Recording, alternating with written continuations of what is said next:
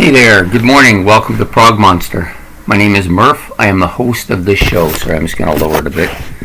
A show dedicated to progressive rock, hard rock, heavy metal, and other forms of rock music. And also some music other than rock. Okay, so anyways, this show that I do every week on Sunday. It's called This Week, and it basically just entails what shows and what's going to be happening on this channel this week. So we got some interesting stuff, I think, stuff that interests me. Hopefully it interests you. There's quite a few people that actually like some of the stuff I do, so I'm going to try and give them what they want, as they say. Give the people what they want. Okay, so we have basically, there will be 6 videos this week, including the one that's currently happening right at the moment. Monday night, we will do our usual Monday night look back at a classic rock album. It's one I've been contemplating for a while, and I think it'll fit in with the week nicely. Sometimes I like to have little bitty themes going on, or lengthy themes. In this case, the album I'm choosing to do this week for the look back will be this one, Yes, Relayer, which will fit in later in the week. And the reason I chose Relayer this week, I had thought about doing it before and put it off. Reason I chose to do it is because I'm going to be doing another episode later in the week featuring that album along with another one. The other one I've already done a video on, so I thought it was only fair that I'd do one on this one as well. So anyway, so we'll be doing the album Relayer. I have lots of thoughts about this album. And I have a fairly lengthy history of this album, going back, I think, to about 1982, when my friend copied it for me and gave it to me. So it dates back 40 years for me, and we'll get more into it when we get to that album on the Monday night look back at a classic rock album, which will now feature Yes and Relayer. Okay, so that's the Monday night episode. For Wednesday night favorites. Okay, so I've had some people ask for different topics. This particular one, though, I thought it was kind of timely to do it now, since we just recently, this month, passed the anniversary, the 1-year anniversary of the channel. So I thought it might be good to do kind of it's a top 10, but it's kind of a review at the same time. So I'm going to be doing my top 10 recently discovered bands. I know what you're thinking, like, what does that mean? Okay, so let me try to explain it. These are bands that I hitherto didn't have much to do with. Either I didn't know about them completely, or I knew about them but hadn't really listened to them, or I may know some of the stuff from the radio but never owned an album. So I disqualified some bands who could have fit into this category by the simple fact that I owned an album by them and had listened to it rather extensively. The 2 bands that come to mind with that are Blue Oyster Cult and Gentle Giant, who I had 3 friends from Gentle Giant, and I had Fire of Unknown Origin from Blue Oyster Cult. Both albums I listened to quite a lot when I got them, but I never went beyond that. I never bought another album. I never listened to anything else by them. And so in some ways they're a new band, or a new recently discovered band, but because of those 2 albums, I disqualified them from this category. So these will be basically bands who I either didn't know about them before this channel started. I discovered them on the channel, probably what happened. I had no prior experience with them, or I may have heard a couple songs by them on the radio, or I may have been aware of a particular song by them, but didn't have any kind of history with the band and didn't really know much about them, or even know half of the members. I may even know a few of the members, but not a lot of them. The other qualification is that I had no albums by them. That was the big qualification. If I had an album by the band, I kind of had to disqualify it, because that just made me too familiar with them and gave them an edge up on the other bands that are coming in. So these bands will all be ones who've follow those qualifications. And I'm going to do a top 10, the ones that have had the most impact over this year for me, and I consider to be bands that I'm looking forward to discovering more and more of their discography. I've had these periods in my life before, dating back. The last really big period of this occurred in the time period between my daughter's birth and when she was about 3, when I was working a night job as well as a day job to try and provide for everybody. And I had a nice car and I had a nice stereo system in it. So I had a bunch of CDs I hadn't listened to. They weren't even opened, and I'd had them for 15 years at the time.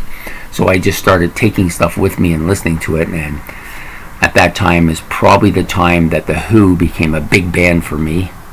Even though I knew of them and I'd heard some of their stuff, I don't think I owned anything. Well, I might have owned Meaty Beaty Big and Bouncy. That's the one album I think I did own.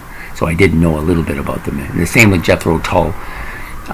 The only song I knew by them was Aqualung, and I had this Jethro Tull Masters album, and so then I ended up listening to that quite a bit, and that really put these two bands on the map for me. And there was other bands too, but those are the two main ones. Then they eventually became, by 2006, they both had become part of my group of 7. So that was really the last major impact. There was other impactful times in my history too, but that one and this current one are the two big ones for this century. Okay, so moving on to Friday Night Live experience. So this week I purchased an album that I got off of the shelf somewhere, and I decided that I'm a bit familiar with the album. I've not owned it before, but I have listened to it. I think a friend of mine may have had it. I'm not sure exactly how I came to listen to it, but there was 2 volumes, Volume 1 and Volume 2. And we're talking about this one, Genesis Live. This is the shorts. I don't have the longs. I didn't see it, so I only purchased the one. So we'll be doing just the shorts this time around. And if I find the longs at some point, I'll do the longs too. The shorts probably aren't as well liked by me as the longs are. That's for obvious reasons. Most of the shorts are going to be more modern stuff. When I say modern, I mean like after the change in the 1980s when the band became a more pop oriented. Most of the stuff from that period. In fact, I can't see anything that wasn't before that. Everything on this album is pretty much from that period of time. The longs, of course, are all going to be from the Gabriel and the 70s era, if I can find it, but I'm not going to find it probably in the near future. So we will do the shorts. Genesis is a band I love. Even their poppy era, I don't hate it. I mean, I prefer their older stuff, of course, but it's still Phil Collins. It's still Genesis to me. Anyways, that's what we're going to be doing on the Friday Night Live experience. So it'll be Genesis Live, the shorts. Actually, I think there's another smaller title here. Yeah, The Way We Walk is, I guess, the title of the album, and this is Volume 1. Okay, so then we move on to my Saturday morning episodes, which, the other thing about Friday Night Live, I completely almost forgot this. I made a note here, but I forgot to read the note. Anyways, is I'm changing the time period for the release of this video. It was originally supposed to be out at 8 o'clock. That's become somewhat of a difficulty, basically because I have a conflict Friday nights, and I'm rushing to get this done. And the live albums always take longer to do than the studio albums because they're usually longer, they're more involved, and there's other aspects of them that you don't get on the studio album. So basically I need more time for them. So, and it's not time recording. I can record them prior to 8 o'clock, but then I have to spend time uploading and everything, and that conflicts with my other enterprise. So I've decided to change the time format from 8 p.m. to 10 p.m. which is fine because most people go to rock concerts, they're out at 10 p.m. anyway, so to me it kind of maybe fits the scene a little better. So from now on, Friday Night Live Experience will be out at 10 p.m. I know I've had some issues with it being on time before in the past, and I don't want that. So I'm trying to be consistent because some people want to watch it consistently. They don't want it switching around because then they don't know half the time what's going on, and I don't like to operate that way. Okay, so the Saturday morning show, the music other than rock, which I moved recently from Sunday to Saturday. It just works out better for me. Sundays are often a very busy day, and I like to get this in early. So Saturday music other than rock this week will feature another reggae artist. I know I did one recently, Bob Marley. We're going to be doing this one, Jimmy Cliff. Jimmy Cliff's a guy who I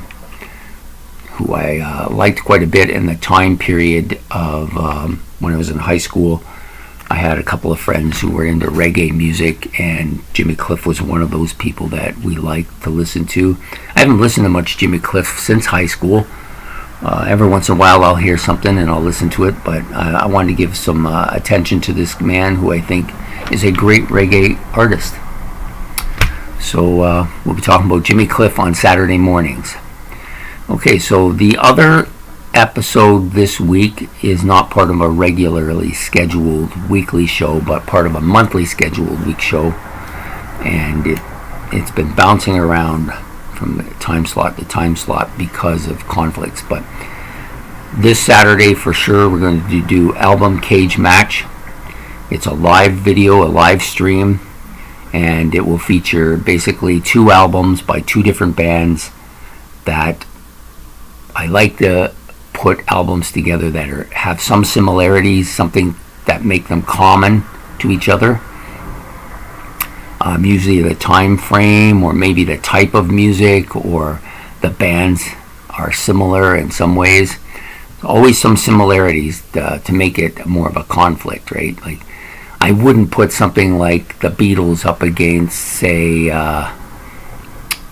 Fleetwood Mac, because I don't see any commonalities there other than they're both kind of poppy for the most part, and they're not in the same time frame or anything, so I wouldn't do something like that. I like the albums to be fairly close in time period, fairly close in similarities, maybe part of the same genre, all that thing. So you're going to see that that's a strong influence on this particular matchup, which will feature Yes's Relayer, which I did. I will be doing the episode Monday night, look back at classic rock album on Relayer, and they'll be up against Rush's Hemispheres here. Two albums I see a lot of similarity between. I'm not going to get into it right now, and I think, don't quote me on this, but and you can if you want, it doesn't really matter, but I've heard that Rush was greatly influenced by that Relayer album, and that's where this album came from. That's where Hemispheres was developed from, the influence by Relayer. I don't know if that's a fact or not. They're similar in a lot of ways. They're very complex, very pushing the bands to their limits type of thing, but I think there's a little more jazz fusion-y sound to the Relayer album than there is to the Hemispheres. That's just my opinion. So anyways, they will be up against each other, and we'll be doing that live stream, and that live stream will take place no longer at noon like the last one did, because that didn't work out too well. It will be taking place at 5 p.m. in the afternoon, from 5 till 6, just before my afternoon commitment. So I will be doing that this Saturday coming. So what day will that be? Let me see. Today's the 21st, so that would be, I think, the 27th. I don't have the date written here, but I think it's August the 27th, which is a Saturday night at 5 p.m. I hope you can join me for this. I was supposed to, on this episode, I'm supposed to give a feedback on the last Battle of the Bands, but there really wasn't any kind of feedback, so we're going to skip that and we'll just go right into the new one. Eventually there'll be more and more feedback for these albums as more people get involved with it.